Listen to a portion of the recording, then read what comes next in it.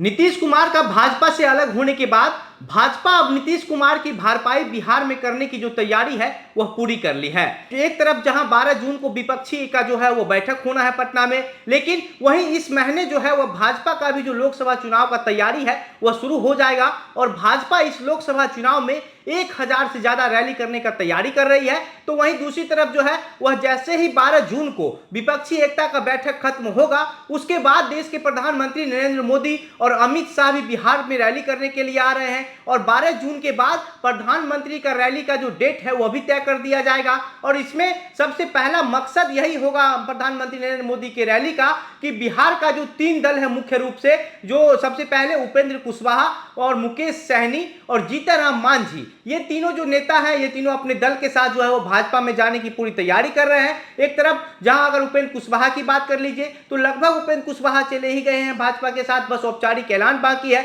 तो वहीं जीतनराम मांझी भी अमित शाह से मिलकर के आ गए हैं, लगातार उनकी बातचीत भी हो रही है। मुकेश सहनी को भी जो है वह बातचीत हो रही है भाजपा के साथ और मुकेश सहनी को लेकर के भी ये लगातार कहा जा रहा है कि अब मुकेश सहनी भी भाजपा के साथ चले जाएंगे। क्या है पूरा खबर, पूरा मामला आगे हम आपको इस वीडियो में विस्तार से बताएंगे, लेकिन उससे पहले नमस्कार, मेरा नाम घनश्याम सिंह है और आप द बिहार प्रोजेक्ट देख रहे हैं। दरअसल भाजपा का जो चुनावी तैयारी है वह अब इसी महीने से शुरू हो जाएगी और इस महीने जो है वह प्रदेश के प्रधानमंत्री नरेंद्र मोदी और गृह मंत्री अमित शाह का रैली जो है वो बिहार में होना है। अमित शाह का जो रैली है वह प्रधानमंत्री नरेंद्र मोदी की रैली से थोड़ा पहले या फिर थोड़े दिन बाद हो सकता है और जैसे ही 12 जून को विपक्षी एकता का जो बैठक है वह पटना में खत्म होगा, उस बैठक के बाद जो है वह ये प्रधानमंत्री नरेंद्र मोदी का रैली कब होने जा रहा है बिहार में, इसका जो तारीख है वो तय हो जाएगा। और प्रधानमंत्री नरेंद्र मोदी के रैली का जो सबसे बड़ा और मुख्य वजह है, जो मकसद है, वह मकसद यही है कि बिहार के जो छोटे छोटे दल हैं उसको भाजपा अपने साथ लाना चाहती है और इसको लेकर के लगातार बातचीत हो रही है।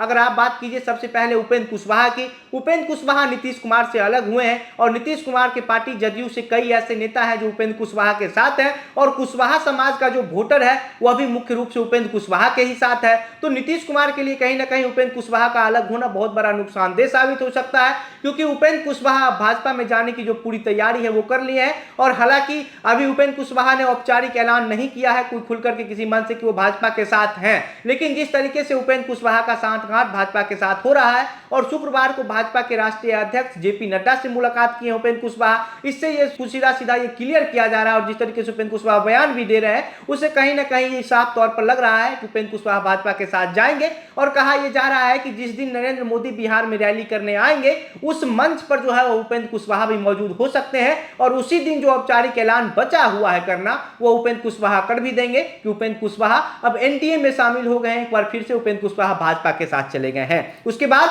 आप आ जाइए मुकेश सहनी पर। मुकेश सहनी को लेकर के जो है वो नीतीश कुमार को भी बहुत इंतजार था कि मुकेश सहनी जो है वो भाजपा के साथ आएंगे। 2020 के विधानसभा चुनाव की अगर बात की जाए तो 2020 के विधानसभा चुनाव में मुकेश सहनी जो है वो साथ मिलकर चुनाव लड़े थे और 4 विधायक जो है वो मुकेश सहनी की पार्टी से जीते थे, लेकिन जो 3 विधायक उसमें से थे वो बीजेपी के कोटे से ही थे और बाद में बीजेपी ने अपने तीनों विधायक को वापस बुला लिया। उसके बाद मुकेश सहनी के सिर्फ 1 विधायक बच गए। हालांकि एनडीए ने उन्हें बाद में एमएलसी बना करके जो है वो मंत्री का पद भी दे दिया, लेकिन जब मियाद खत्म हो गया उसके बाद जो है वो मुकेश सहनी को दोबारा मौका नहीं मिला और मौका नहीं मिलने का वजह जो है वह नीतीश कुमार को ही जो है वो मुकेश सहनी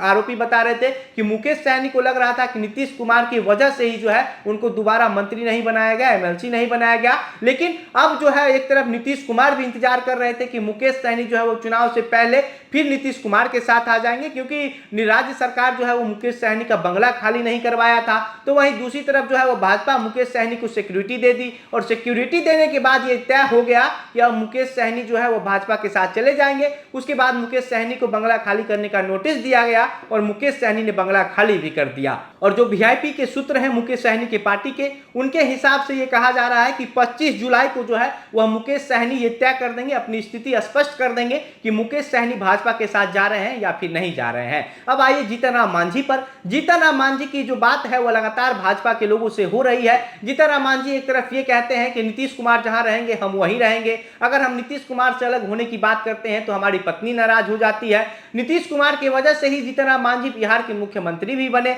लेकिन इसके बावजूद अब जो है जीतनराम मांझी इस बात पर अड़ गए हैं कि जीतनराम मांझी को 5 सीट ही दिया जा रहा है। जीतनराम मांझी कहते हैं कि हमने मगध और मिथिला का यात्रा किया है, वहां पर जो है कई ऐसे लोगों से मिला है जहां पर लोग ये चाहते हैं कि जीतनराम मांझी हर सीट पर चुनाव लड़े। इस वजह से जीतनराम मांझी का ये कहना है कि जीतनराम मांझी को अगर 5 सीट दिया जाएगा तो जीतनराम मांझी के लिए बहुत कम है, क्योंकि जीतनराम मांझी का जो वोट बैंक है, जो पार्टी की स्थिति है, वह बहुत ज्यादा सीट लेने की है। और जीतनराम मांझी कहते हैं कि जो 12 जून को बैठक होना है विपक्षी एकता का, वहां पर हम लोग नीतीश कुमार के सामने ये बात भी रखेंगे और अगर 5 सीट से ज्यादा हमको नहीं दिया जाता है तो हम जो है अकेले अलग होकर के सब सीट पर चुनाव लड़ेंगे। एक तरफ नीतीश कुमार जब दिल्ली गए थे विपक्षी एकता को लेकर के राहुल गांधी, मल्लिकार्जुन खड़गे और अरविंद केजरीवाल से मिलने के लिए, उसी समय जो है वो जीतनराम मांझी भी दिल्ली जाकर के अमित शाह से मुलाकात कर ली। लेकिन जब पूछा गया क्या आप भाजपा में जा रहे हैं तो जीतनराम मांझी ने कह दिया कि नहीं, हम मरते दम तक नीतीश कुमार के साथ रहेंगे। लेकिन अब जो स्थिति बनी हुई है, जिस तरीके से जीतनराम मांझी ये कह रहे हैं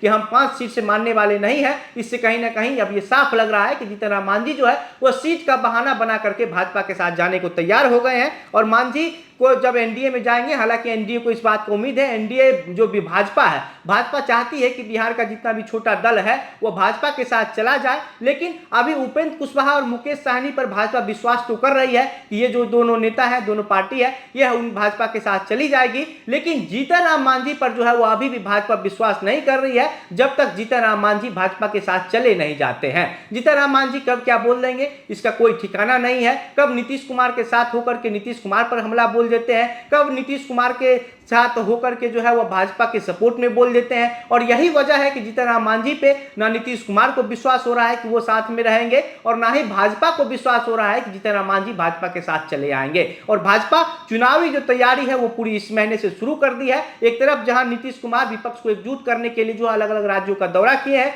और दौरा करने के बाद अब 12 जून को पटना में एक बैठक करने वाले हैं और उस बैठक में ये तय करेंगे कि किस तरीके से जो है वो चुनाव लड़ा जाएगा, कौन कौन सा जो दल है विपक्षी वो नीतीश कुमार का साथ देने वाला है, नीतीश कुमार के नेतृत्व को मानने को तैयार होगा। इसको लेकर के बैठक होनी है। कहा जा रहा है कि ममता बनर्जी भी इस बैठक में शामिल होगी। वहीं दूसरी तरफ जो है वो इस बैठक के तुरंत बाद भाजपा जो है इस महीने से बिहार और बंगाल का जो दौरा है, रैली है, वो शुरू हो जाएगा और प्रधानमंत्री नरेंद्र मोदी और अमित शाह जो है वो मिलकर के 1000 से ज्यादा रैली करने की तैयारी कर रहे हैं। और चुनाव का जो समय है, अब चुनाव की जो तैयारी है वो सभी दोनों तरफ से जो है, पक्ष और विपक्ष की तरफ से जो है करना शुरू कर दी गई है। बाकी इस पूरे मामले पर आप क्या सोचते हैं? आपको क्या लगता है मुकेश सहनी, उपेंद्र कुशवाहा, जीतनराम मांझी क्या भाजपा के साथ चले जाएंगे? आपकी क्या प्रतिक्रिया है? अपनी बातें हमें कमेंट बॉक्स में लिखकर बताइए। वीडियो को शेयर कीजिए। मेरा नाम घनश्याम सिंह है। आप द बिहार प्रोजेक्ट देख रहे थे। बहुत बहुत धन्यवाद।